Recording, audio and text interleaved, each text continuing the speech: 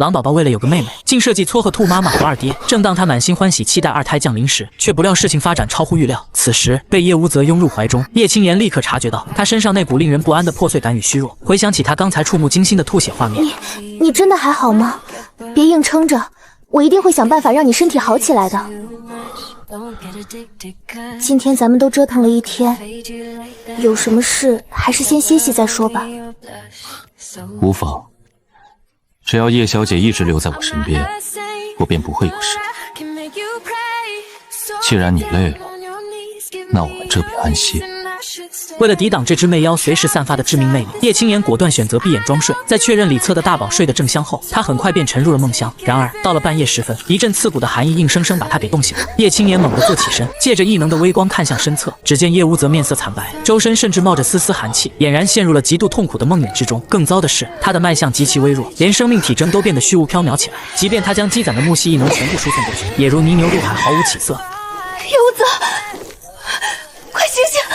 叶青言急得满头大汗，一筹莫展。就在这火烧眉毛的关头，那个平时装聋作哑的随身空间系统突然响起：叮，友情提示，主人体质自带治愈功能，初级方案，抱着它睡可有效缓解症状。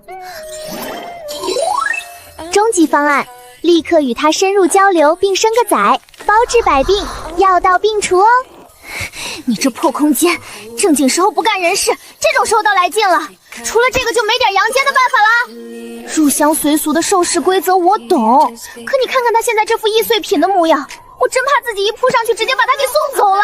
毫无意外，系统发完言后再次果断装死。面对如此不靠谱的金手指，叶青言只能无奈叹气。为了救人，他认命般的钻进那座人形冰雕的怀里，紧紧抱住了他。奇迹般的，随着两人体温的交融，叶无泽体内狂躁的寒气竟真的渐渐平息了下来。叶青言嗅着他身上好闻的清冷暗香，不知不觉间再次沉睡。翌日清晨，叶青言刚一睁眼，就直直撞进了叶无泽那张绝艳无双的笑颜里。此时的他正侧身单手支撑，看着怀里人尚未彻底清醒的呆萌模样，他嘴角的笑意愈发醉人。醒了，昨夜多谢叶小姐现身相救，那是近100年来我睡得最安稳的一觉。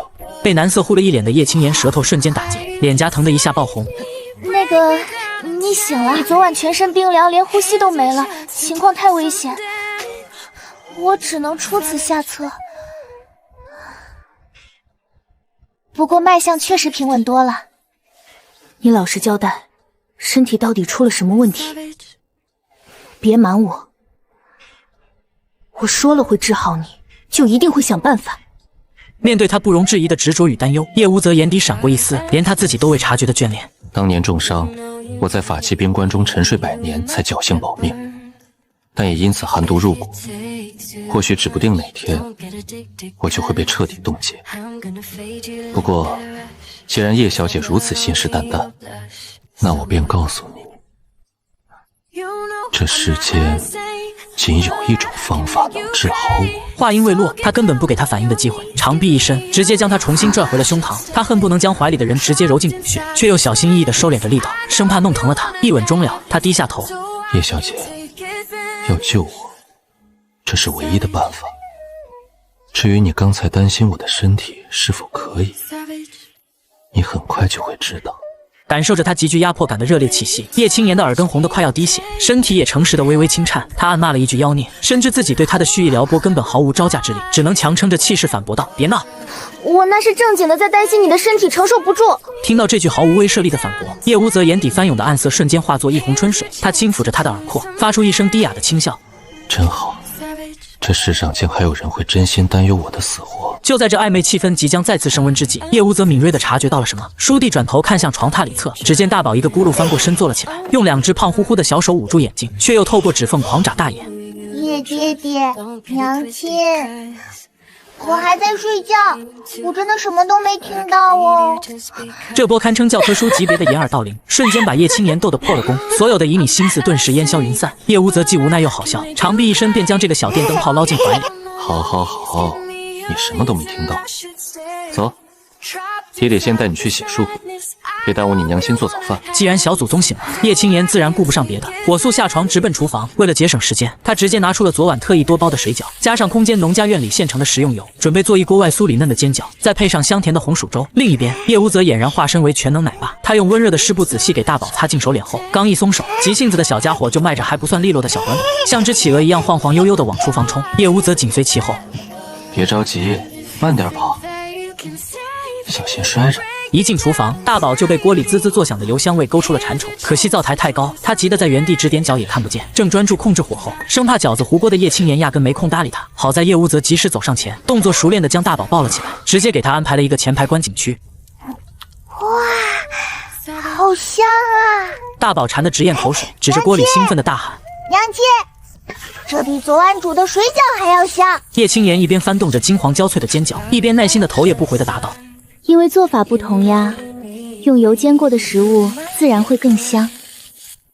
不过在吃饺子之前，大宝必须先去把奶粉喝掉。”话音刚落，叶无则已经默契地拿来了冲好的奶瓶，待大宝咕咚咕咚一口气喝完，他又极其自然地接回空奶瓶洗刷干净，随后顺理成章地坐到了灶台前，帮着叶青言添柴烧火。伴着跳跃的火光，叶无则的神色逐渐变得严肃起来。刚刚抱大宝时，我察觉到他的实力又精进，估计1岁内就能轻松突破5阶，但进阶太快会导致灵体气息外泄。若我的身体不能尽快恢复，便无法施展秘法替他遮掩，只怕会引来祸端。仿佛是为了印证他的话，那个装死一晚上的空间系统又冷冰冰的炸失了。叮！系统提示：叶无则必须彻底恢复才能施展秘法。此外，大宝的成长极度依赖外界的天地灵气，宿主绝不可长时间龟缩在空间秘境内，请尽快外出。接连2个生存危机砸下来，叶青言手上的锅铲猛地一顿，瞬间在心里下定了破釜沉舟的决心。今晚就算是用强的，他也必须把叶无则的身体给彻底治好，不能再拖了。很快，热腾腾的早饭端上了桌，大宝吃的2颊鼓鼓囊囊的，宛如一只进食的小松鼠。娘亲做的煎饺最好吃了，比昨晚的还要好吃1万倍。看着这对父子大快朵颐的模样，叶青言顿时食欲大增，跟着多吃了小半碗。由于心里记挂着系统的警告，吃饱喝足后，叶青言1秒钟都没敢耽搁，他立刻卷起袖子，马不停蹄地投入到了熬制红糖、制作番茄酱和水果罐头的大业中。毕竟，等他们一家3口踏出这个庇护所，这些物资可都是他在寿氏大陆安身立命、赚取第1桶金的硬通货。在叶青言忙着做各种储备干粮时，叶无则完全化身为完美助手。晚上睡觉时，大宝极其硬气地拒绝了同睡，死活要睡在隔着草帘子的另一张小床上。绝不打扰叶爹爹和娘亲给我生妹妹。这记精准的神助攻，让叶青言洗漱完躺在床上时，心跳如擂鼓。他靠在叶无则怀里，嗅着他身上那股令人迷醉的清冷暗香，脑海里不断盘旋着必须离开秘境和必须先治好他这2个死循环，不能再等他慢吞吞的克制了。叶青言心下一横，直接伸出双臂紧紧勾住叶无则的脖颈，故意捏起嗓子，娇娇柔柔地撒了一句娇。无则，我有点冷。这句宛如火星炸进了火药桶，他直接一个利落的翻身，将他牢牢掌控在身下。此时他那双瑰丽绝艳的眼眸里，克制与隐忍已荡然无存，取而代之的是翻涌的几乎要将他吞噬的暗火。他紧紧盯着他，可以吗？叶青言没有废话，直接微微仰头，主动吻上了他的唇瓣。窗外狂风暴雨肆虐一整晚。次日清晨，叶青言是在一阵轻柔的灼吻中醒来的，他迷迷糊糊地嘟囔了一句：“好困。”连他自己都没发觉，经过昨晚那场高强度体能训练，他的嗓子已经彻底哑了，带着一股浑然天成的娇嗔。叶无则眼底满是艳足与深情，动作极轻的替他掖好被角。乖，再多睡会。安顿好小娇妻，叶无则翻身下床，就在双脚触地的一刹那，他震惊地顿住了，一股澎湃而温暖的力量正在他奇经八脉中疯狂流转，那些被冰棺冻结100年的旧伤，竟奇迹般的痊愈了。不仅如此，他体内封印的力量如同破竹之势层层冲开，1阶、5阶、9阶，轰！他竟然一举突破了凡兽境的桎梏，直接踏入了半步托凡境。失而复得且更为强悍的力量，让叶无则激动的眼尾泛红。就在他习惯性的用刚恢复的灵力去查探叶青言的身体状况时，脸色猛地变了，手指更是不受控制的剧烈颤抖起来。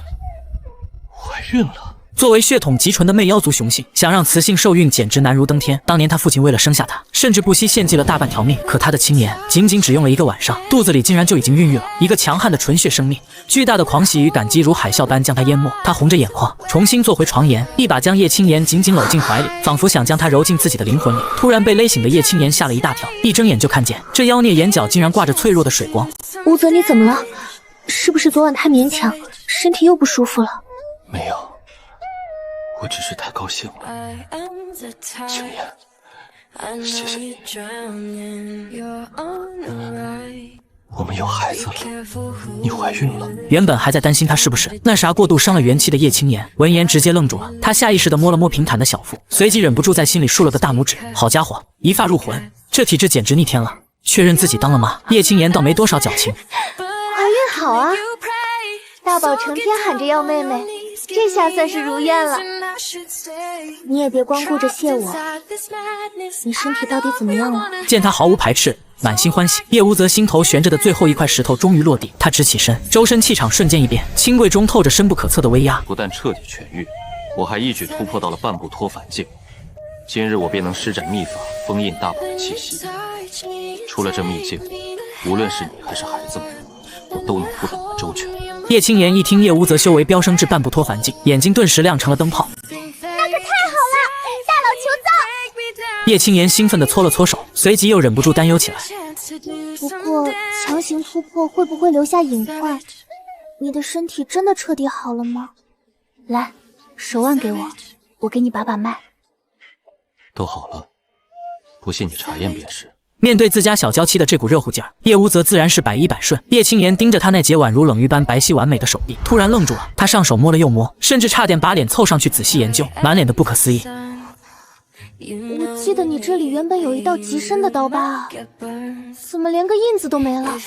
难道是我记错了？叶无则顺势反握住他的手，将他轻轻拉近，那双瑰丽的眼眸里盛满了潋滟的柔光，嗓音更是放得极轻极柔。青言，是你拯救了我。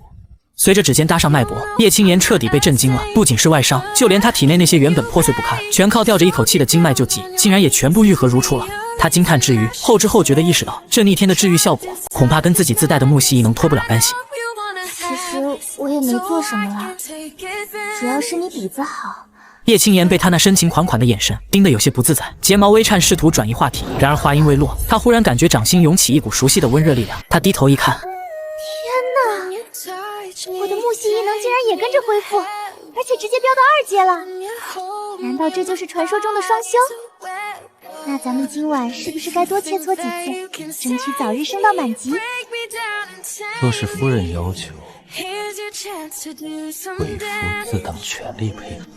眼看着妖孽又开始散发魅力，叶青言脸一红，赶紧打住。那个正事要紧。既然你实力恢复了，是不是该赶紧去给大宝封印气息了？好。叶无则见好就收，起身走向里侧的床榻。此时的大宝正精神抖擞地在床上滚来滚去，一见叶无则过来，叶姐姐，我有妹妹啦！叶无则正准备捞人的手猛地僵在半空，向来泰山崩于前而色不变的脸上难得出现了一丝裂痕。你怎么知道是妹妹？因为我昨晚做梦梦到了呀，妹妹长得可好看了，简直跟叶姐姐一模一样，而且妹妹超级厉害的。看着大宝那不似作伪的认真神情，叶无则深知纯血狼兽拥有血脉传承的预知能力，心中顿时掀起了惊涛骇浪。纯血雌性，这可是魅妖族历史上从未有过的，传说中能带领全族走向繁荣鼎盛的无价之宝。若族人们还在世，该有多高兴啊！一想到惨死的族人，叶无则的眼眶不受控制地泛起了一圈红印。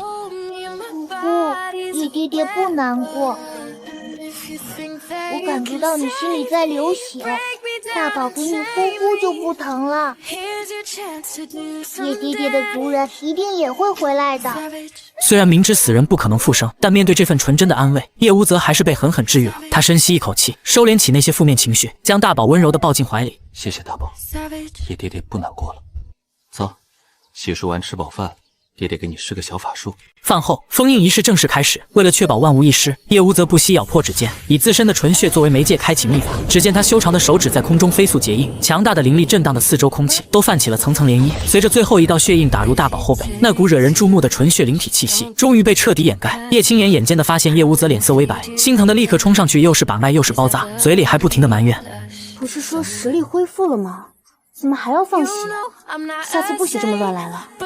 无妨，只要能护你周全，这点血算什么？叶无则任由他摆弄着手指，眼底满是宠溺与甘之如饴。为了防止出去后被认出，叶无则给青言戴了一对用于遮掩容貌的耳坠。一切准备就绪后，一家三口终于踏出了这个庇护了他们多日的空间秘境。刚一迈出秘境大门，一股冷风便迎面扑来。叶青言猝不及防地打了个响亮的喷嚏。这是快入冬了吗？这秘境里的时间差也太离谱了吧！叶青言感到有些冰凉，忍不住吐槽。叶无则一只手稳稳地抱着大宝，另一只手则自然而然地牵起叶青言的手，一股源源不断的暖流瞬间顺着掌心传遍他全身，驱散了所有的寒意。他抬眸环顾四周，沉声道：“今年入冬确实比往年早，看来是个难熬的寒冬。”我们现在所处的位置，大概在兔族部落东边3里地左右。正当叶青言纠结着要不要回部落探望母亲和大哥时，不远处突然传来了几个熟悉的抱怨声：“哎，快入冬了，要是叶青言还在就好了。自从他教咱们认了那些新食物，家家户户都囤够了过冬的口粮，现在还能拿多余的猎物去换盐，日子可比以前强太多了。”就是啊，更别提咱们现在还能自己烧陶罐。不过首领交代过，这事儿绝对不能走漏风声，免得招来祸患。现在部落外面还有人蹲守呢，你们说话都小心点。怕什么？叶荣大哥可是直接突破到了6阶，咱们部落现在有6阶高手坐镇，谁还敢来找茬？听到这里，叶青言悬着的心终于彻底放下了。大哥不仅没死，还因祸得福突破了6阶，有他坐镇，兔族部落的安危算是有了保障。既然知道他们平安无事，咱们就别去添乱了。听林草草他们的意思，我舅舅应该是带着人去集市换盐了。走，咱们也去集市转转，顺便探探外面的风向。傍晚时分，叶无则带着叶青言和大宝抵达了集市中心。眼前的景象让叶青言大开眼界，比起全员学居的兔族部落，这里简直就是个颇具规模的古代小镇。十字交错的街道两旁，整齐排列着坚固的石屋。更令他惊奇的是，街上竟然穿梭着形形色色的兽人，长着鼠耳的，带着豹尾的，甚至背上还收拢着翅膀的。大家竟然相安无事的杂居在一起，他们居然不打架。叶青言好奇的四处打量，以前自然也是打的，后来雪狼王为了方便收税，在这儿设立了规矩，并派了护卫队驻扎。有雪狼族这座大山压着，谁敢在集市里闹事，就会被直接驱逐。久而久之，能在这儿买得起或者租得起食物的，大多是些有实力且守规矩的生意人。只要别影响做生意就好。这里食物价格多少？小食物100紫灵石起步，大点的要200多。叶青言根据原主记忆迅速换算了一下物价，1颗紫灵石等于1000蓝灵石，而1斤肉才10个蓝灵石，这房价放在兽市简直贵得离谱。他立刻改变了策略。咱们初来乍到，还是先租个便宜的过渡一下吧。两人来到位于集市中央的护卫队驻地，负责接待他们的是个名叫林东的4阶雪狼兽人。看着眼前这个瘦得像竹竿，仿佛随时会饿晕过去的负责人，叶青言内心狂吐槽：好歹是个收保护费的官差，怎么混得这么惨？林东木讷地带着他们看了一圈偏僻的房子，尽职尽责的报价。这种2间房的食物最便宜，1年租金24块紫灵石，另外你们每个月还得额外向护卫队缴纳2块紫灵石的管理费。交完租金后，叶青言又随口打听了一下摆摊的费用，得知1个月要3块紫灵石后，他肉痛地叹了口气，随后从空间里摸出2个红彤彤的苹果递给林东。林护卫，辛苦你带路了。初来乍到，这点野果请你尝尝鲜。看到散发着诱人甜香的苹果，林东狠狠咽了口唾沫，眼眶竟然红了。他小心翼翼地把苹果揣进怀里。谢谢，这个我留着给爹爹吃。你们刚来，晚上千万别出集市，最近北区不太平，姐姐虽然不好了，但外头出了好几桩杀人越货的惨案，现在都没查出是谁干。叶青言心中一凛，立刻抓住了重点。怎么会这样？雪狼王不管管吗？听说王闭关了，现在族里是长老们在主事，但意见总是不合。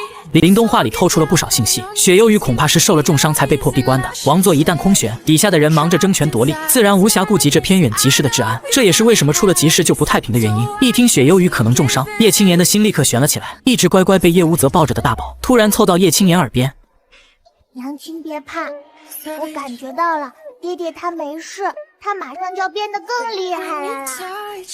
有着纯血狼兽的血脉感应背书，叶青言这才长舒了一口气。好，既然集市里是安全的，那咱们明天一早就去租个摊位，争取早日暴富。当晚安顿好新家后，刚开荤不久的叶无泽宛如一只吃不饱的饿狼，缠着叶青言胡闹了大半宿。如果不是顾及第2天还要早起抢摊位，他简直恨不得将人拆吃入腹。乖，不折腾你了，快睡。等他第2天醒来，发现自己的木系异能竟然又蹭蹭长到了3阶时，他立刻把昨晚的哀嚎抛到了脑后，甚至暗搓搓的想：双修大法真棒，今晚必须再拉着他加个班。清晨，天还没亮，一家3口便顶着寒风来到了集市。此时的十字街头已经摆满了各式各样的摊位，两人沿着长街足足走了1个多小时，才在角落里找到一个空位。叶无则微微蹙眉，这地方连个过路的兽人都没有。酒香不怕巷子深，好的摊位估计早被占光了，咱们也别挑了。叶青言麻溜地将一草架子的糖葫芦摆在石桌上，顺便跟叶无则商量起了营销策略。这可是独家秘方，整个兽界仅此一家，糖葫芦成本低，刚好拿来做试水。我特意切了点小块的免费试吃，只要咱们吆喝的够响亮，不怕没人来。其实寿司的集市规矩很多，比如只摆上5场，晚上没有夜市。叶青言深知，在没有广告位的时代，地推就是最王道的手段。看着那红彤彤、亮晶晶的糖葫芦，大宝的口水都快流成河了。娘亲，大宝也想吃。乖，现在先忍忍。叶青言摸了摸大宝的脑袋，压低声音传授他的吃播套路。等会儿咱们开张了，娘亲就给你拿一串最大最红的，你就在摊位前慢慢吃，边吃边夸，给娘亲当免费的活招牌，好不好？好，大宝最听娘亲的话。太阳渐渐升起，集市也变得热闹起来。不远处的盐摊前围满了人。叶青言好奇地伸长脖子，让叶无泽帮忙听了下价格，得知粗盐竟然卖到200蓝灵石一斤时，抢钱啊！这是妥妥的垄断资本家。难怪那些穿着破烂兽皮的人，宁愿扛着整头野兽也要换1斤盐，还得跟护着传家宝似的揣怀里。这北区的物价简直离了个大谱。正吐槽着，一位牵着小女孩、打扮颇为贵气的妇人路过他们的摊位。她看着那插满红果子的草架，忍不住好奇地停下了脚步。小姑娘，这红果子山上到处都是，酸得要命，你居然拿来集市上卖？漂亮姐姐，这可不是普通的红果子，这叫糖葫芦。这外头裹着的可全都是蜂蜜一样的甜滋味。2颗蓝云石一串，我特意去掉了果核，小孩子吃着绝对安全。你要是不信，可以先免费尝尝这一小块。蜂蜜那么金贵的东西，你才卖2块蓝灵石，这怎么可能？妇人满脸的不相信。就在这时，叶青言果断递给大宝一串糖葫芦，大宝立刻开启了影帝级的吃播表演。他一口咬下那层嘎嘣脆的糖衣，甜的大眼睛弯成了月牙，含糊不清的大声夸赞。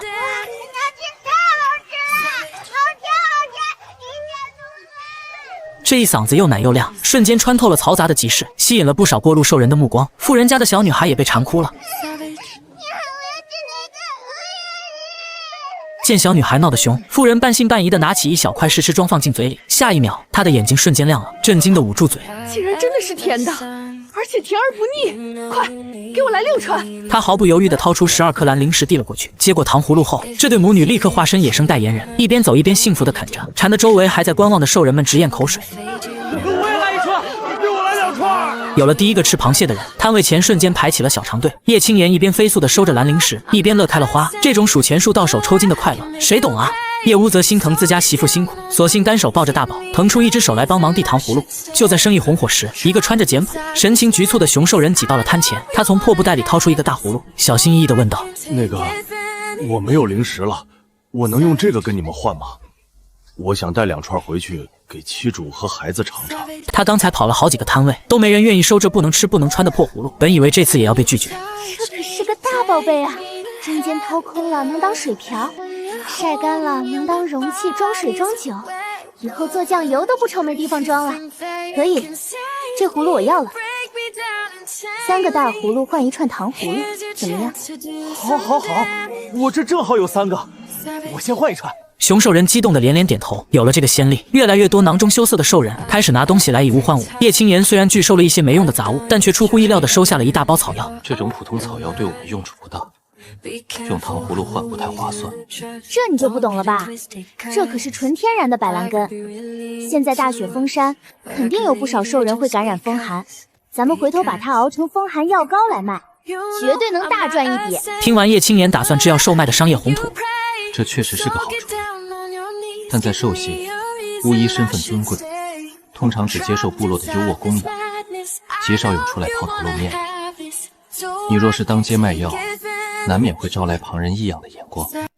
等以后我做大做强了，指不定他们还要排队来巴结我呢。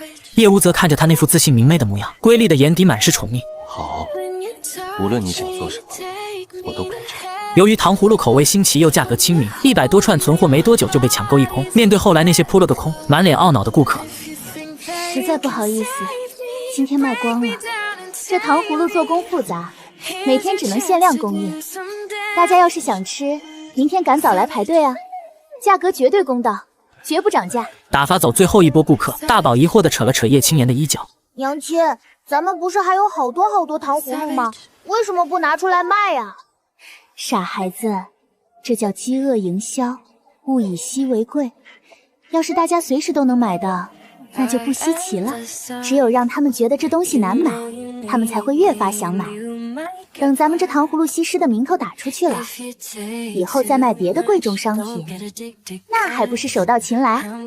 听完这番现代营销理论，大宝虽然似懂非懂，但叶无则却是眼神一亮，对自家夫人的经商头脑再次刮目相看。临近中午，集市上的人流渐渐稀疏，趁着摊主们准备收摊降价的好时机，叶青言拉着叶无则去逛街采购。然而，这受市的物价再次给了他沉重的一击。当得知一个普通的装水竹筒竟然要卖5个蓝灵石时，叶青言彻底放弃了用竹筒做包装的念头。他肉痛地拉着叶无则离开摊位。正当一家3口准备打道回府时，不远处突然传来一阵撕心裂肺的哭喊：“苏妮，你怎么了？快醒醒啊！有没有巫医啊？求求你们救救我妻主！”人群迅速围拢过去，只见一个黑豹兽人正抱着一个毫无生气的雌性嚎啕大哭，周围的兽人们纷纷摇头叹息，表示人已经断气，神仙难救。本不想多管闲事的叶青言，在听到那充满绝望的哭喊声时，不知怎地想到了如果自己出事，叶无则该有多难过。他心念一动，立刻挤开人群冲了进去。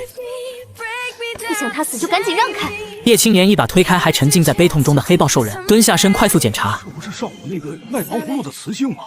人都凉透了，他还凑上去干嘛？装神弄鬼！面对周围人的质疑与嘲讽，叶青言充耳不闻。他敏锐地察觉到苏妮并非真死，而是陷入了深度休克。他迅速在苏妮身上几个大穴重重点按了几下，同时悄无声息地将木系异能输送进对方体内。奇迹发生了，就在众人准备看笑话时，原本已经断气的苏妮突然剧烈地咳嗽了一声，缓缓睁开了眼睛。活了！谁让他给救活了？起死回生啊！他居然是个深藏不露的高级巫医，巫医怎么会沦落到去卖糖葫芦？黑豹兽人更是激动的扑通一声给叶青言跪下，哭得一把鼻涕一把泪。恩人，谢谢你救了我妻子，我都不知道该怎么报答你。你小心点儿，别压着他肚子里的孩子。叶青言及时出声提醒，顺便抛出了一颗惊雷。孩子！苏妮颤抖着抚摸上平坦的小腹，激动的也要下跪。多谢恩人不仅救了我，还保住了我的孩子。请问恩人尊姓大名，家住何处？我们日后定当登门重谢。登门就不必了，我怕麻烦。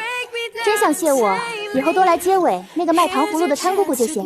叶青言顺理成章的给自己的小摊打了一波硬广，随后尽职尽责的交代起医嘱。他是感染风寒，引发了高烧，再加上误食了微毒草药，这才导致突然休克。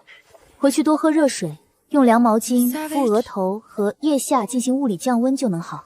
听到这位高阶巫医竟然毫无保留地当众传授治疗风寒的秘方，周围的兽人们感动得眼泪汪汪。这是什么活菩萨下凡啊！明天必须去他的摊位把糖葫芦包圆了。就在叶青言准备功成身退时，他的余光突然在人群外围捕捉到了一个熟悉的身影。那挺拔的身形，熟悉的轮廓，是大哥叶荣。由于自己戴了掩饰容貌的法器，叶荣只是冷冷地瞥了这边一眼，便转身消失在人群中。大家麻烦让让！叶青言脸色骤变，连招呼都来不及跟叶无则打，便火急火燎地扒开人群，朝着叶荣消失的方向追了过去。叶无则急忙抱起大宝跟上，及时拐角处，刚买完针线碎布，准备跟大部队会合的叶荣，突然浑身汗毛倒竖。常年狩猎的本能让他瞬间察觉到了危险，下意识就要拔出骨刀。然而，一股如同泰山压顶般恐怖的威压骤然降临，将这位刚突破6阶的兔族勇士死死定在原地，连一根手指头都动弹不得。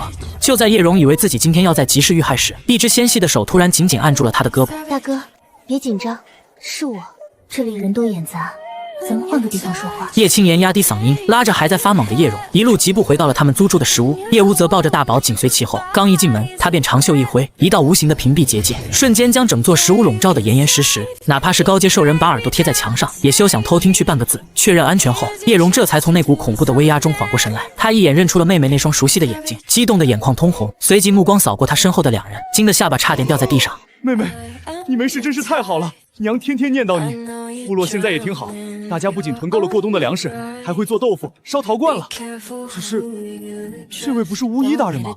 他怎么会在这儿？还有这孩子是……重新介绍一下，他现在是我受夫叶无则，这是你大外甥大宝。叶青言毫不在意地抛出这颗重磅炸弹，顺势将大宝塞进手足无措的叶荣怀里，紧接着连珠炮似的交代起正事。既然外头还有人盯着兔族，大哥你回去后干脆给我立个衣冠冢，装作我难产死了，好彻底断了那些人的念想。另外，才不外露，部落现在有了豆腐和陶困的独家手艺，难保不会被其他部落盯上。你回去务必把青壮年组织起来，搞个护卫队，白天打猎，晚上拉猎，增强咱们武将备战能力。还有，今天回去千万别走东边，那边最近有劫匪出没，不安全。这条安全路线你记好。抱着软糯可爱的大外甥。叶蓉整个人都处于一种飘飘然的梦幻状态。听到妹妹这番深谋远虑的武装计划，她犹如醍醐灌顶，眼睛亮得像灯泡，激动的连连点头。好主意，妹妹你放心，我回去就跟舅舅商量，把巡逻队建起来。你们在外面也要多保重。趁着叶蓉打包叶青言塞给她的红糖和苹果饼时，叶无则屈指一弹，悄无声息地将一道强悍的护身灵力打入了叶蓉的骨刀中。只要叶蓉遭遇致命危险，这道力量不仅能保命，还能让她第一时间有所感知。送走叶蓉后，叶青言长舒了一口气，多亏有你保驾护航，刚才那道护身符我都看见了，谢谢。你的家人即是我的家人，为夫替你分忧是理所应当的。叶无则极其自然地揽过她的腰，比起这个，夫人不如先清点一下咱们一上午的战利品。一提到钱，叶青言立刻满血复活，兴冲冲地拉着父子俩围坐在桌前开启点钞大会。为了培养大宝的财商，眼前的重任落在了小家伙身上。大宝挥舞着胖乎乎的小手，将蓝灵石100个一堆的码放整齐，声音清脆响亮地汇报战果。娘亲，一共是216个蓝灵石，大宝数对了吗？叶青言开心的眉飞色舞，豪气干云的规划起午餐。照这个赚钱速度，咱们很快就能攒够紫晶石。今天中午必须吃顿好的庆祝一下。正好早上发了面，蒸一锅软乎乎的大白馒头，用换来的五花肉做个红烧肉，再炖个蘑菇鸡蛋汤。要是这时候能有一口辣椒肉丝酱夹着馒头吃，那简直是人间美味啊！娘亲，什么是辣椒呀？那是能让灵魂升华的绝世好东西。叶青言咽了咽口水，原本因为忙碌了一上午而疲惫的身体瞬间爆发出惊人的行动力。他一拍桌子，直接拉起叶无则就往外冲。走，集市上的杂货摊上肯定还有咱们没发现的宝贝。馒头晚点再蒸，咱们现在就去淘辣椒。他们来到集市，正是晌午人最多的时候。叶青言他们专门找杂货摊看，恰巧在一个卖果子的摊位上看到青椒，这让女人心情很是激动。这个怎么卖的？那摊主看见他指的是青椒，瞬间激动不已。这东西根本卖不出去，看着像果子，吃起来却不好吃。我摆摊这么久，就没卖出去一个。叶青言一看摊主的样子，就猜到了他迫不及待想把青椒卖出去。还有类似这种的果子吗？还有一种这样长相的紫果子。那不就是茄子吗？叶青言眼睛都一亮，这种东西被当作水果当然不好吃了，这是蔬菜要做菜吃。最后和摊主商量好，一袋青椒一袋茄子，他全部都买了。摊主抹去零头，只收了18个零食。叶青言放进空间中继续逛，心里甚至已经盘算好，中午回去炒一盘青椒炒肉。然后他们在另一条街上看到了各种吃食摊，有卖肉汤的，有卖烤肉的，还有卖蒸玉米的等等。每个摊位前都有不少人。叶青言看着都愣住了，没想到这里还有玉米，一根玉米一个蓝灵石，他买了3根，又去别的摊位买了一些鸟蛋，还买了野兽奶。现在大宝正是长身体的时候，还是要多喝一些野兽奶补充营养。叶青言观察了一番，脑海里已经对摊位有了新的规划。回头他也做吃食生意，感觉还是吃食生意更火，买的人也多。叶无则觉得叶青言做什么，他便支持。想好做什么吃食吗？叶青言观察了一下，发现大家喜欢喝肉汤，牛肉汤、羊肉汤摊位前人最多，而且现在天冷了，喝点热乎乎的汤会更暖身体。但眼下要考虑很多现实问题，他们人手不够，还要考虑成本。你看那些卖野兽肉的，再便宜的也是10个蓝灵石1斤，但那些下水他们都扔了。我们可以买那些下水，清理好了做杂碎汤，让兽人们自带。没带碗筷的可以用瓢，用完了还可以当做柴火烧，也不浪费。还可以顺便卖饼，卖葱油饼，反正它空间种植了很多小麦，空间生长速度快，产量高，同时还能推销红糖水果罐头。这是他的初步想法，他想在整个寿氏大陆开店，以这些店为线建立消息网，覆盖整个寿氏大陆。叶无则当时是拍手支持，只要是妻主说的，他都觉得是对的。这是大宝肚子咕噜叫起来了，不能让宝宝饿肚子，所以一家3口立马打道回府。黑泽正在买东西，突然间转头看到了他们，于是赶忙快速跟上。眼看着他们进了食屋，黑泽都呆滞住了。不是吧，恩人也住这里？他们家就在旁边这条巷子上，隔着恩人家很近。男人激动地快速跑回家，和自己的妻主说了这件事。苏妮正靠在床边坐着，听到此番话，女人眼睛也一亮。恩人那天不顾外人的看法，当街医治没气的我，这份恩情我们一家人是断断不能忘的。找个时间想办法拜访一番，把我们存的布料的兽皮给恩人送去，先表示一番谢意。以后恩人家但凡有什么需要帮忙的，我们都去帮忙。叶青言回到家后，便把发好的面从盆里拿出来放在面板上。叶无则先给大宝煮了一些野兽奶，放了点姜片去腥。大宝，你先喝碗兽奶垫垫肚子。谢谢叶爹爹。跟叶爹爹不用说谢谢。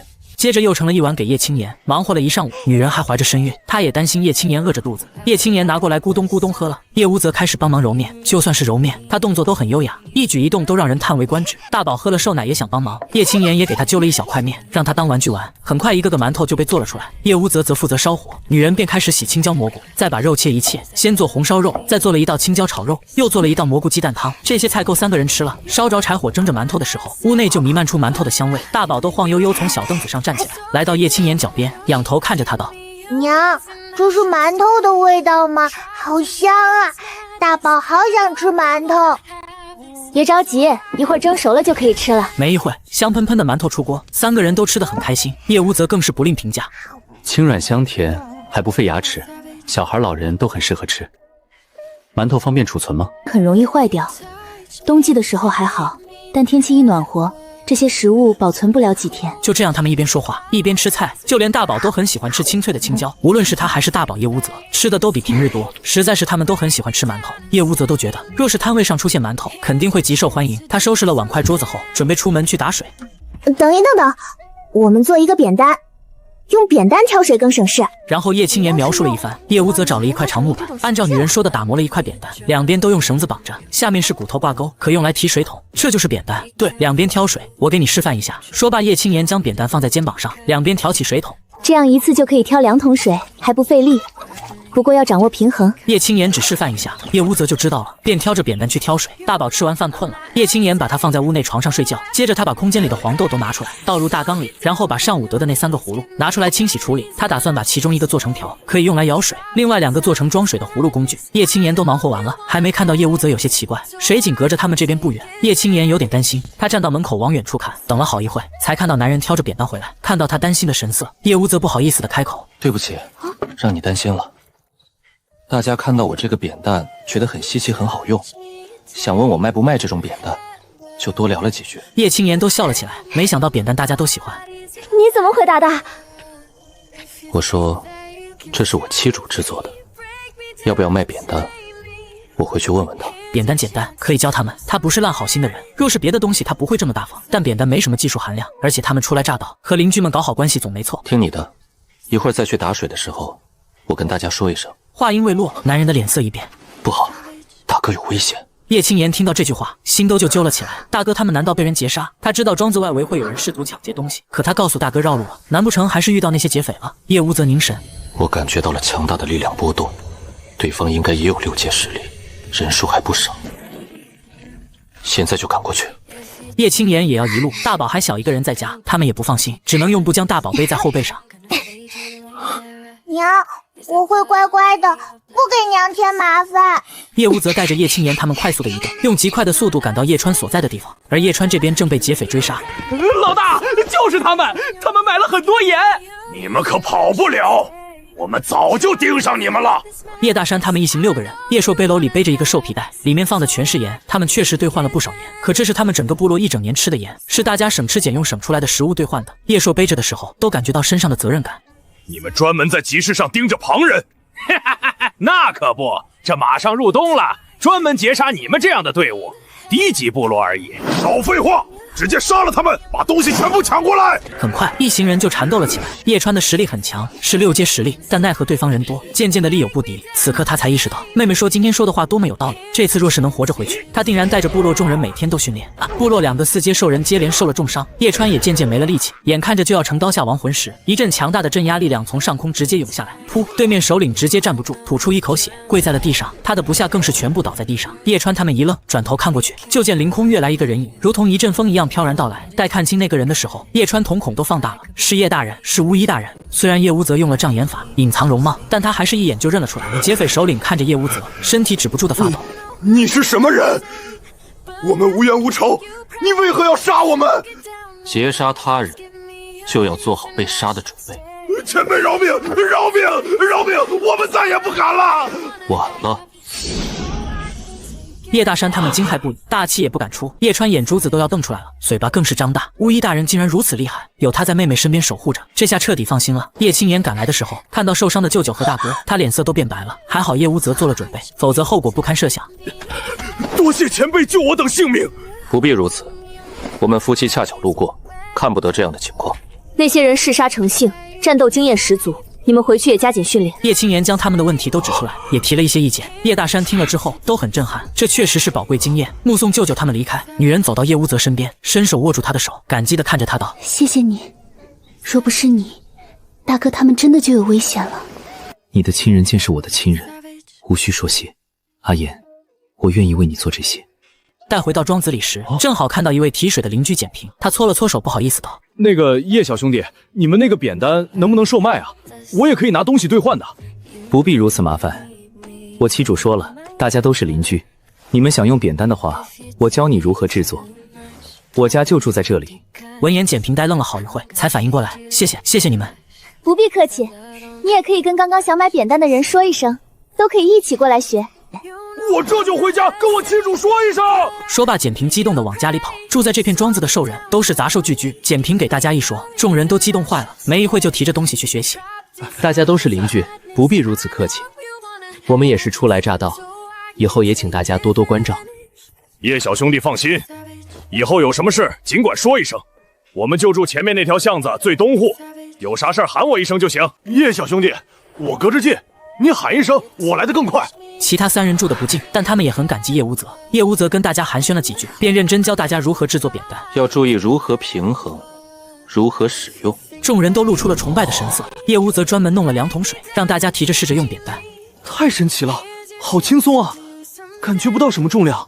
对啊，明明提2桶水的重量应该翻倍。大家自然不知道扁担是杠杆原理。大宝在屋内睡觉，叶青言在院子里用水洗荠菜和蘑菇，这是救了大哥回来的路上看到的，恰巧就挖了回来。苍飞犹豫了好一会才开口：“叶小兄弟，那些都是草，要是做食物不能吃的。”简平挠了挠头，其实他也想说，但没好意思开口。这些不是草，这是荠萃，属于野菜，可以做饭吃，纯天然无污染。这东西可是深受大家喜欢的。可以吃。这种野菜附近山上到处都是，他们平日砍柴的话见了很多。对，不光这些，还有这些蘑菇也可以吃。叶青言一边说着，一边开始洗蘑菇，还告诉他们怎么区分哪些蘑菇有毒，哪些蘑菇无毒。大家听着都很感激，发现新的食物，没人会这么无私的告诉旁人。苍飞他们觉得能认识叶小兄弟一家人，简直太好了，他们一定要记着人家的恩情。待大家准备离开的时候，黑泽和苏妮拿着东西来到了叶青言家。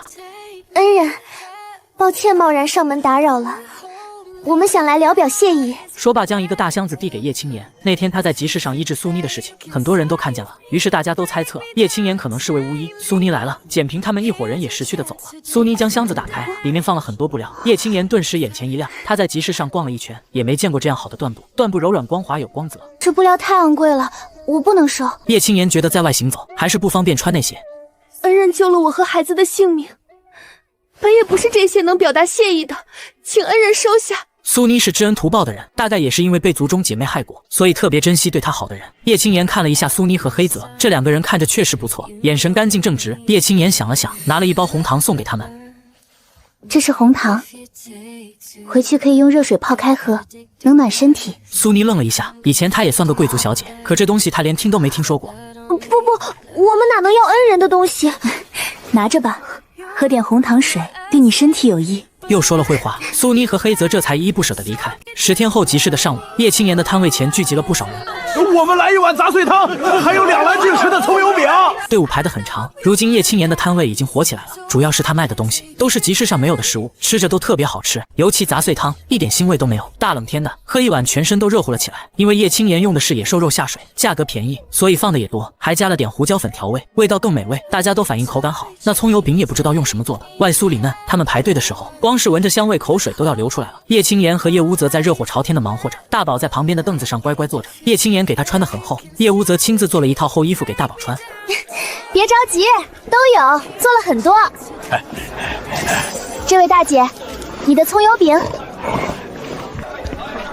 这位小哥，你的2碗杂碎汤。叶青言负责收钱，叶无泽给大家装。摊位前放了2张长桌子，桌子2边都摆放了小凳子。简平在帮着收拾碗筷、洗刷碗筷。自从那天叶无泽教他们做了扁担后，一来二去几家就熟悉了起来。简平家里比较贫寒，他和他妻子没什么特别能力，他妻子还不会说话，家里还有3个孩子，被教导得很懂事，小年纪就帮着干活。所以叶青言想了想，便雇简平一家帮忙收拾猪下水，再来摊位帮忙收拾碗筷。他们夫妇2人每个人1天给20块蓝零食，夫妻俩都极为感激。他们一家都知道叶夫人心地善良，这是在帮他们，而且还帮他妻主看嗓子，调养了几天，竹林本来柔弱的体质都好多了。他们都不知道如何感激叶青言一家，只能把手中的活认真做好。苍飞正好摆摊卖野兽肉，得知叶青言想买野兽下水，苍飞说这些东西都没人要，都是极脏的东西，觉得若是叶夫人需要，直接免费赠送。但叶青言还是解释了一番，坚持给钱。其实自从叶青言救了苏妮后，大家都知道他医术好，也都愿意过来结个善缘，都来光顾他的摊位。所以短短几天时间内，叶青言的摊位就火了，从早晨忙到晌午，都卖完了，这才收摊。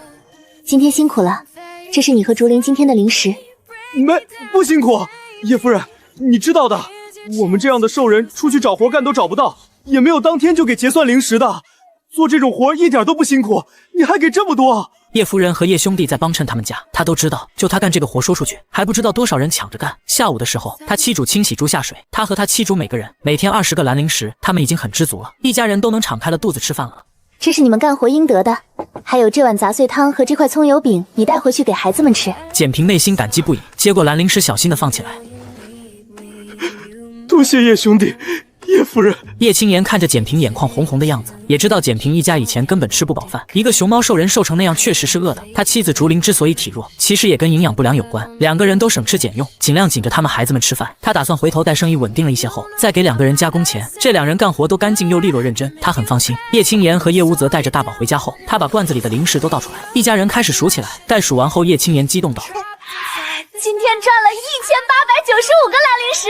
很快我们就能把这个食物买下来，还能买个店面。光是想一想，叶青言内心都激动得很。若是有了店面的话，就可以开一整天的店，就可以多赚一些。叶无泽用疼惜般的眼神看着他，那样太辛苦了。今天光是一上午，你也没歇息一下，连坐下来的时间都没有。只是暂时的，后面我们开店了，生意进入正轨后，可以雇人帮忙看着店面，我们就能轻松起来。但眼下还是赚钱要紧。叶无泽想将手中的一些东西去当了，如此有钱了，叶青言就不必辛苦。女人没让，那是曾经魅妖族留下来的东西，对叶无泽极为珍贵，而且他脑海里有太多的美食了，随便拿出一个来都能摆摊，只不过忙不过来而已。叶青言其实挺享受这种感觉的，就是辛苦我们大宝了，有没有冻着？叶青言伸手摸了摸大宝的脸颊，大宝摇头。不冷，叶爹爹给做的帽子暖和。娘，等我大一大，我就可以帮娘了。叶青言觉得他太软萌可爱了。我们大宝真棒。叶无泽还是有些自责心疼，本来养家的事情应该他来，若是魅妖族还在，他就不会让他辛苦一点，他该享受更好的生活。往后天气冷了，在外摆摊也不是长久之事，还是需要一个店面。叶青言自然不知道叶无泽心中所想，他满脑子都是想着如何摆摊。一会儿吃了饭，下午就做麦芽糖，明天咱们摆摊的时候再加上麦芽糖，1块麦芽糖就按照5个蓝银石的价格售卖。他发现大家很喜欢吃糖吃甜食，但因为蜂蜜稀缺价格昂贵，所以大多数人只能望而却步。叶无泽听着叶青言说着这些，仿佛能感染到他的好心情，他脸上也露出了温和的笑容。好，叶青言知道他说什么做什么，叶无泽从来不会干涉，他脾气又好又稳定，就算是在忙也从来不会多说一个字。叶青言心里都有些过意不去。你会不会觉得辛苦？本来可以少弄一些，就能早早收摊。怎么会辛苦？你想做什么，想安排什么就去安排，不必顾虑我。如此叶青言便放心了。吃过午饭后，叶无泽先哄着大宝睡觉，待大宝睡着了，他便洗刷碗筷。叶青言则在院子里把已经发好的麦芽从篦子上拔下来清洗。这时苍飞用扁担挑着野兽肉下水过来了。叶夫人，叶青言听到声音就知道是苍飞来送东西了。苍大哥来了，快进来坐吧。苍飞哪好意思，他刚忙完，身上还带着野兽血的腥味，没清洗可不好意思进去。每天的流程是这样的，叶青言在苍飞送过来的时候给他结算好钱，苍飞再帮忙送到简平家里。下午的时候，竹林会搓洗干净收拾出来。走的时候，叶青言还给他2个糖饺包。他家条件虽然还好一些，但他妻主和儿子狩猎也挺辛苦。苍飞眼泪都要出来了。叶夫人，以后你和叶兄弟有啥事儿，但凡吩咐我就行。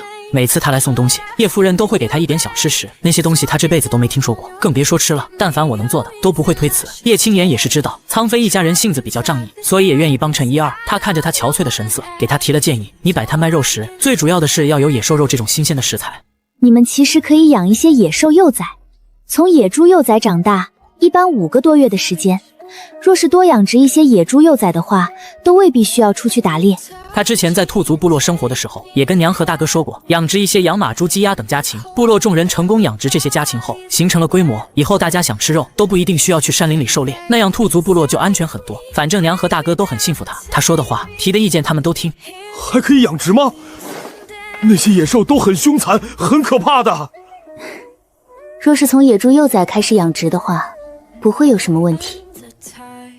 当然，养殖野猪幼崽需要建一个猪圈，羊、牛、野猪这一类都适合养殖。叶青言将一些想法和意见告诉了苍妃，苍妃听了后就跟打开了一扇大门一样。原来还可以这样，多谢叶夫人指点。苍妃激动地赶忙跑回家，跟家里人说了这件事。苍妃的儿子苍勇如今已经13岁了，每天都在认真帮着家里打猎，身上也有大大小小不少伤势。一听他爹说这个，眼睛都一亮。爹，叶婶婶太厉害了吧，竟然能想到这个办法。这样好，这样就不用整日狩猎，也不用担心有什么危险。就算是冬天大雪封山了，家里都有野猪肉吃。一家人在心里又默默把叶青言感激了一遍。这边叶无则收拾好了屋内，便翻动篦子上的草药，把药材晒干后，叶青言打算制成丹药售卖，都是一些简单常见的药材，可以制作风寒丹、退烧丹等。就在叶青言和叶无则忙着的时候，斑马兽石凡匆忙跑来。叶夫人，不好了，我家邻居展鹏快不行了，你能帮忙过去看看吗？那孩子才13岁，是个孤儿，看着也怪可怜的。叶青言之前听石凡说过展鹏，说他母亲去得早，父亲狩猎的时候受了重伤，也早早去了。他从10岁开始就自己生活照顾自己，好在他颇有天赋，拥有3阶的实力，能狩猎维持生活。他怎么了？在山上狩猎，估计被什么毒兽咬了，走到门口的时候突然间就晕倒了。我瞧着他脸色发黑。他们都知道一般被毒兽咬了都会没命的，所以每次上山狩猎都极为小心。走吧，先过去看看。药箱里放着他和叶无则准备的一些草药。展鹏住的地方就一间很小的石屋，有些破旧，但却被收拾得干干净净。叶青言走到床边，先给展鹏检查，他这是被毒蛇咬了，中了蛇毒，还好我过来的及时，还能救。听到这话，石凡松了口气。叶青言用匕首在展鹏伤口那割开一个口子，然后用银针动用木系异能给他逼出毒血来，这才给他清洗清理伤口包扎，所有动作都一气呵成。叶青言看着展鹏小小年纪那么瘦的样子，有些叹息，不是所有部落都跟兔族部落那样会庇护没有能力的兽人。叶青言想了想，又给展鹏输入了一些木系异能，确保他不会有事。好了，他已经没事了，睡一觉醒来就好了。石凡用不可思议、震撼、崇拜的眼神看着女人。我会在这里帮忙照看，等他醒来。叶青言没多说，点了点头便离开了。回到家后，叶无则已经将麦芽都清洗干净，切成碎末了。回来了，叶青言很喜欢和叶无则在一起生活的这种温馨感，让他有一种细水长流过日子的感觉。无论他做什么事，都有他陪着。他把药箱放下，主动解释：“那展鹏就是中了蛇毒，我已经用木系异能给他把毒逼出来了，没什么问题了。”叶无则放下刀，拉过叶青言的手看了看，要小心一些，有些蛇毒沾上一点也会致命。叶无则给他检查了一番，确定他没事才放心。两人又开始忙着做麦芽糖，因为没有糯米，叶青言用的红薯代替。要是有糯米就好了，可以用糯米和麦芽做正宗的麦芽糖。糯米吗？城池里应该有卖的。你是说附近的城池有卖糯米的？不光有糯米，还有白米、黄米，就是价格昂贵，一般人买不起，都是贵族兽人才会吃的东西。有就好啊，只要有我就能种出来。找个下午的时候去离这最近的怀美城看一看，上午的摊位不能不管，1个小时的话当天就能回来。傍晚的时候天色黑了，叶青言便点上蜡烛，蜡烛也是他自己制作的。其实若是我们打开红糖和麦芽糖的销路，都可以雇人做这些，那样我们赚得多就会轻松很多。但有些东西的做法又不能随便交给旁人。叶无则提议，若是兔族部落外面那些人撤走的话，可以雇兔族部落众人做这些。回头还是要回去看看娘和舅舅他们。如今天也冷了，晚上他们也会在屋内石盆里烧木柴取暖。他觉得这样不是办法，他其实想烧煤，但想烧煤的话也要先找到煤矿。他发现他想做的事情有很多，不过只能一步步来，先积累零食。第二天一早，叶青言打开门的时候，就看到门口站着的展鹏。叶青言看到他的时候都愣住了，也不知道他站了多长时间。没等叶青言说话，展鹏直接跪了下去，给叶青言磕头。多谢叶夫人救我性命，以后我展鹏这条命就是叶夫人的。叶青言赶忙上前扶住他，你快起来，我不习惯别人跪我，进屋说话吧。叶青言刚刚扶着他的时候，都感觉到他身上冰凉了，也不知道他在这里站了多长时间。感觉好多了吗？展鹏点头道，早晨醒来的时候感觉好了。石凡大哥守了我一夜，他也感激石凡大哥，他回头一定会报答恩情。石凡大哥告诉我，是叶夫人救了我，所以以后我的命都是叶夫人的。叶青言发现，兽氏大陆的兽人们大多思想简单，讲究有恩必报。苏妮一家也是，他们都恨不能天天来报恩。展鹏进屋看到叶无则，也恭敬道：“见过叶大哥。”叶无则之前去水井那边挑水，见过展鹏几次，他笑着说：“不必拘礼，先坐吧。”展鹏坐下来也很拘束，他都能闻到屋内的香味，他感觉口里都在不断涌出口水来，这让他觉得很尴尬，他生怕肚子咕噜叫起来。叶青言一早起来就把葱油饼做好了，他切了块葱油饼，舀了一碗豆浆递给展鹏。叶夫人，我不吃，我不饿。他是来报恩的，怎能要叶夫人的东西？你既说以后命都是我的，那自然要听我的。让你吃饭你就吃，先把身体养好了养壮了，才能做更多的事。展鹏心口都热热的，他知道叶夫人是故意这样说，让他吃饭。展鹏点了点头，他喝了一口豆浆，都露出了惊讶的神色。这么好喝，全身一下子就暖和了起来。然后吃一口葱油饼，好吃的他差点都要哭出来了。他小口的吃，生怕吃完了。还有这个白汤也好好喝。叶无泽烧火，叶青言做了鸡蛋灌饼当早餐，他又拿了一个饼给展鹏。然后他和叶无泽还有大宝一起坐下来吃饭。鸡蛋灌饼上面抹了番茄酱，里面加了野菜，卷着吃正好吃。吃饱饭后，叶青言问他：你想跟在我身边做事？求叶夫人收留我，我什么都能干，打猎劈柴样样精通。我可以少吃点儿。展鹏想报恩，但吃了这样美好的食物，他不知为何觉得他跟仙兽一样，会那么多东西，还会做美食，还会医术救人。叶青言之前计划建立护卫队的想法，如今可以落实了。其实我想组建护卫队，就是组建一支自己的队伍，就先起名少年营。你既是第一个，那便做营长。你平日要做的事情就是训练锻炼自己，让自己变强。食物的问题你不用担心，敞开了吃就行。你积极听我命令做事，每个月也都可以领到零食。展鹏赶忙摇头，不用零食，我是想报恩。他会觉得不对劲，他是报恩，不是占便宜。叶青言知道护卫队有些规则秩序需要慢慢完善。这样吧，我先管你一日3餐吃饱，你平日先跟着做点事，抽空我教你一套拳法，回头我再把你送到我大哥那里，你跟着锻炼。他想着这支队伍没事的时候以商队的形式出现，平日可以来回运送货物，有事情的时候可以作为护卫做事，待人数再多了那就是军队了。展鹏听着这些神色都一震，他从未听过这样的说法。组建一支队伍，只有贵族部落或者权贵人家才会有护卫队。叶夫人如此信任他，让他做护卫队队长。意识到这一点，展鹏心跳都加速了起来，整个人都有一种热血沸腾的感觉。叶夫人，我一定会做好你安排的事情。叶青言觉得自己看人还是有眼力的，展鹏身上有一股韧性，是可塑之才。我相信你。对上叶青言信任的眼神，展鹏也不知道为什么鼻子一酸。那什么，叶夫人，一天我吃1顿饭就行了。要想变强，要有个好身体，一天1顿饭根本不够，一天就吃3顿饭，早饭、午饭和晚饭，而且还要吃饱。你不必纠结，也不必多想，既答应了，那就这样安排。以后但凡我手底下的人，我也都是要管饭的。待以后零食多了，每个月还要给手下零食的，这就相当于军饷俸禄。不过他现在解释这些，展鹏未必懂。是主子。展鹏听人说，做了一个人的属下都要叫主子的。叶青言也没纠正。吃饱饭后，叶无泽本来要收拾碗筷，展鹏赶忙快速的帮忙收拾，去院子里洗刷去了。叶无泽看着抢了自己活计的展鹏，都有些叹息。好啦，这样你会轻松一些。叶无泽无奈摸了摸他的头发，照顾你们其实是一件很开心的事情，他甘之如饴，从未觉得辛苦。他也待不了多长时间，过些天就让他先去兔族部落跟着大哥训练。我昨晚把脉的时候发现他的异能是力量型异能，适合练拳法。叶青言其实也不习惯家里有别人在，不过这几天先带一带展鹏，收拾了一番，简平也过来了，他们便一起带着东西去摊位那边摆摊。他们过去的时候天也亮了，都已经有人在摊位前等着了。叶夫人，你们可算来了，我们都等老一会儿了。今天我们来得早，可要多买一些葱油饼和杂碎汤回去。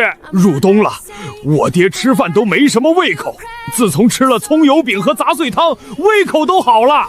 感谢大家捧场，也是你们愿意吃，我这摊位的生意才能好起来。说着，叶青言将麦芽糖摆在了架子上，有人眼尖的看到了。叶夫人，你这又卖什么新东西吗？对，这是麦芽糖，也是甜食。麦芽糖它做成棒棒糖那种样子，可以用手拿着吃，方便。叶夫人，你说的这个麦芽糖什么价格呀？5个蓝零食，1个麦芽卡糖。大家听着也没觉得多贵，无论是什么糖，但凡是糖，价格就不便宜。叶夫人摊位上的甜食价格倒是很合算，他们买得起，有红糖、糖葫芦、水果罐头。不过大家还是习惯讲价。叶夫人，之前糖葫芦的时候，价格都一串2颗蓝零食，这个看着还没糖葫芦大，却5个蓝零食。不能便宜一些吗？叶青言心想，自然不能便宜了。他一开始把糖葫芦卖那么便宜，就是为了用低价吸引大家来他摊位前买东西，从而让大家知道他的摊位，好方便后面推出别的食物。如今来他摊位这里买东西的人很多。不瞒大家，我这麦芽糖做起来极为复杂，成本就很高。其实这是专门做给小孩子吃的零食。大家听了叶青言的解释，倒也接受这个价格。听到这是给孩子的零食，都愣了一下，还从来没听说过有专门给小孩子吃的东西。天大亮后，集市上的人就多了，有人带着孩子过来逛街，听说有专门给孩子吃的零食，便会直接买一串。小孩子当场吃麦芽糖的时候，直说好吃，还极为开心，这就很有说服力了，买的人就更多了。很快麦芽糖生意也好起来，杂碎汤和葱油饼多了展鹏帮忙。叶青言倒不怎么忙，就推销他的麦芽糖。半上午的时候，他做的麦芽糖就卖完了。叶青言看着空了的架子，心情极好。不得不说，在寿氏大陆做生意让人很有成就感，买的人多还没有竞争力。不过通过卖麦芽糖，他意识到兽人们给孩子们买吃是很舍得，这意味着小孩子的糖果零食很有市场。又过了几天后，展鹏完全学会了拳法后，叶青言便让他去兔族部落找他大哥叶川了。经过这几天的吃饭调养，展鹏身体都强壮了不少。眼看着叶青言也快要生孩子了，他们还需要准备一些东西。叶无泽这天也联系好了商队，他们可以跟着商队进入怀花城池看一看了。这几天我也打探了一下，据说有些权贵人家会驯化一些厉害的野兽当坐骑。确实如此，用马拉车更容易一些。不过这一次我们搭载的是普通的商队。这个时间天气已经变冷，一些大型商队不会来庄子这边，也就一些普通的车队会在寒冬的时候往来运送货物。叶无泽交了钱，商队也愿意顺便捎他们一程。下午，叶无泽和叶青言带着大宝坐上了马车，跟着车队去往怀花城池。大概1个小时后，他们到达了怀花城池外。叶青言看着巨大的石头城门，心想比古代建筑的城门都高，大概看出叶青言心中的疑惑。男人主动解释，这样高的城门城墙建筑可以阻挡野兽进攻，所以有实力的兽人大多会居住在城池内，会更安全一些。叶青言点了点头，他们每个人交了5颗蓝灵石才能进城。进城后，叶青言就发现两边的店铺鳞次栉比，中间都是石头修整的道路，很平整也很宽敞。街道上的兽人也很多，看着很繁华也很热闹，就像是古代繁华的府城一样。只不过这里的房屋建筑都是石头建造而成的，更为结实。他们现在住的庄子如同小镇，这里就是府城。而且下雪后，城池内的店铺依然开着，兽人们该买什么买什么，不像是部落以及他们庄子那边，到了下大雪的时候，可能都不出来了。客官快进店看一看，我们店里上了最新一批布。很多店面门口都有伙计吆喝着，叶青言听着声音，都觉得这边卖的吃食也很多，很多都是集市上没有的。叶无泽看着母子俩问道：“有没有想吃的？”